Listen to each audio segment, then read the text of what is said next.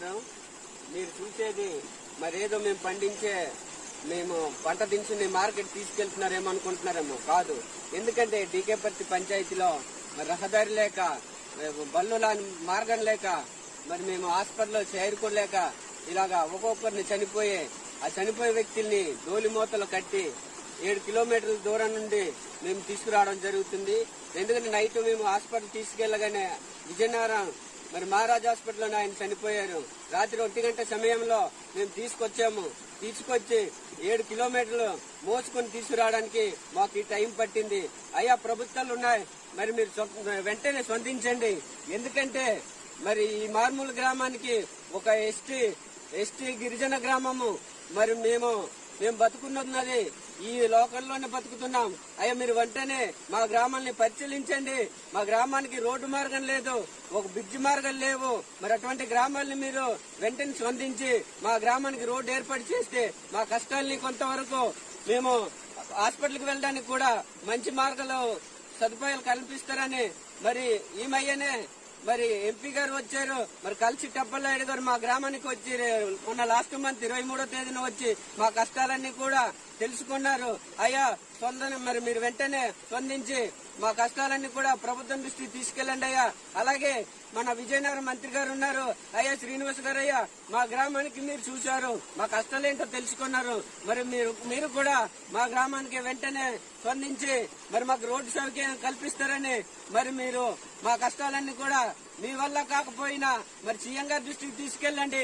అలాగే deputy CM గారు పవన్ కళ్యాణ్ గారి దృష్టికి తీసుకెళ్లండి. లేదా అంటే నారా లోకేష్ గారు ఉన్నారు, మరి ఆయన దృష్టికి ఆయన తీసుకెళ్లండి. లేదనుకుంటే మీరు చేయలేమనుకుని చెప్పండి.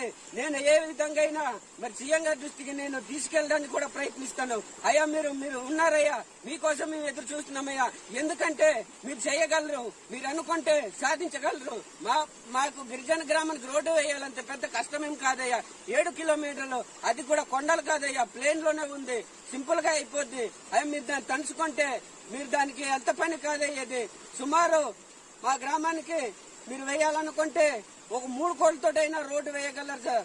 మీరు స్పందించి మా గ్రామానికి ఆదుకుంటారని చూశారయ్యా.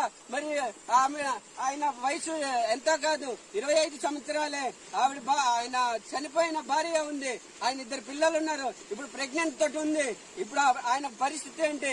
ఆయన ఇంకెవరు తల్లిదండ్రులు లేరు, వాళ్ళ మామ లేరు, వాళ్ళ అత్త లేరు, వాళ్ళ నాన్న లేరు, ఎవరు కూడా లేరు. మరి ఆయన ఒక అనాథ పిల్లలు అంటాడు. మరి మేము హాస్పిటల్కి తీసుకెళ్లలేక ఇలాగ మార్గం మధ్య చనిపోయి మేము ఇంత కష్టపడి మళ్ళీ ఇంటికి చేరుకోవడం జరుగుతుందయ్యా. దయచేసి ప్రభుత్వం ముందుకు రండి. మాలాంటి గ్రామాలు ఉన్నాయి, ఆదుకోండి. ఎందుకంటే మేము మంచి ప్రభుత్వం వచ్చిందని మేము ఆశపడుతున్నాం. కానీ ఇలా మేము ప్రతి ఒక్కరూ ఇలాగ చచ్చిపోయి కాట్లలోకి వెళ్ళిపోతే మరి ఎందుకయ్యా మా బ్రతుకులు? నేను గత లాస్ట్ సంవత్సరము ఇదే నెలలోనే ఇదే టైంలోనే చనిపోతే బోట్ల మీద డోలి కట్టి గడ్ల మధ్యలో తీసుకొచ్చాము. అయినా సరే స్పందించలేదు. అయ్యా, ఇప్పుడైనా స్పందించండి. ఎందుకంటే మీరు ఉన్నారని ఆశతోటే మేము బతుకుతున్నాం ఇక్కడ. మీరు కూడా చేయలేని పరిస్థితులు ఉంటే మాకెవరే ఆదుకుంటారు? మీరు చేయలేమని చెప్పండి. నిన్నెంతకైనా మరి కష్టపడి మరి విజయవాడ సీఎం ఆఫీస్ వరకైనా తీసుకెళ్లే పరిస్థితి ఉంది. ఎందుకంటే నేను కష్టపడి కూలి చేసి ప్రజలను ఆదుకుంటున్నానయ్యా. నేను ఒక పేదవాడిని. అలాగే నన్ను సర్పంచ్ ఎన్నుకొని ఈ గ్రామానికి ఆదుకుంటానని వాళ్ళు కూడా ఆశపడ్డారు. అయినా సరే ఫలితం లేదు. మేమెంత కష్టపడి రోడ్డుని జాబ్ చేసుకున్నా ఈ వర్షాల వల్ల కొట్టుకెళ్లి ఇలాంటి బళ్ళు వెళ్ళలేని పరిస్థితి ఉందయ్యా. అదేనయ్యా, ఒక రోడ్డు మార్గం ఉంటే అంబులెన్స్ రావాల్సింది, అయినా సరే ఆటో కూడా రాలేని పరిస్థితి వచ్చిందయ్యా. మరి మీరు ఏం చేస్తారో మాకు తెలియదు. వెంటనే స్పందించి మరి మా గ్రామానికి మీరు ఆదుకుంటారని మీకు మనస్ఫూర్తిగా కోరుకుంటున్నానయ్యా. మరి దయచేసి మీరు ఎటువంటి రిస్క్ తీసుకుంటారో నాకు సంబంధం లేదు. ఎందుకంటే మా కష్టాలన్నీ మీరు తీసుకెళ్లవలసిందే నేను కోరుతున్నాను. మరి ప్రతి ఒక్కరు కూడా అయ్యా, మీడియా నాయకులు, మీడియా మిత్రులు, ప్రెస్ వాళ్ళు, మీరందరూ కూడా మరి పై స్టేట్ వరకు కూడా వెళ్లే విధంగా మరి ఈ వీడియోని మీరు ఫార్వర్డ్ చేయండి సార్. ఎందుకంటే మరి ఇటువంటి వీడియోలు నేను ఎన్నో ఫార్వర్డ్ చేశాను. అయినా సరే ఒక నాయకుడు కూడా స్పందించి మా కష్టాలు తీర్చలేదు. దయచేసి ప్రతి మీడియా పత్రికలు అందరూ కూడా మరి డైరెక్ట్ గా స్టేట్ లో గానీ మరి సీఎం దృష్టికి గానీ అవసరమైతే నరేంద్ర గారి దృష్టికి కూడా పెట్టండి. ఎందుకంటే ఇలాంటి గ్రామాలు వాళ్ళు వెంటనే పరిష్కరించడానికి ముందుకొస్తారు. ఎందుకంటే మీరే ఇక్కడే దాచుకుంటున్నారు ప్రతి వీడియో కూడా. మరి బయట అధికారుల దృష్టికి తీసుకెళ్లలేదు. అయ్యా దయచేసి ఇటువంటి సమస్యలు మీరు మీ దగ్గర ఉంచుకోకండి. మరి సీఎం దృష్టికి తీసుకెళ్ళండి, అవసరమైతే నరేంద్ర మోడీ దృష్టికి తీసుకెళ్ళండి. మరి ఇలాంటి గ్రామాల్ని మీరు ఆదుకుంటారని మీకు వేడుకుంటున్నాం అయ్యా తండ్రి నాయన ప్రభువా.